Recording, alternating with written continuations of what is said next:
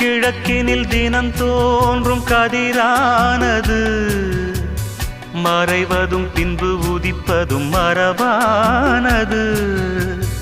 கடல்களில் உருவாகும் அலையானது விழுவதும் பின்பு எழுவதும் இயல்பானது. நிலவினை நம்பி இரவுகள் இல்லை, விளக்குகள் காட்டும் வெளிச்சத்தின் எல்லை. ஒரு வாசல் மூடி மறுவாசல் வைப்பான் இறைவன். நலம் வாழ என் நாளும் என் வாழ்த்துக்கள். தமிழ் கூறும் பல்லாண்டு என் வார்த்தைகள். இளவேனில் உன் வாசல் வந்தாடும், இளந்தென்றல் உன்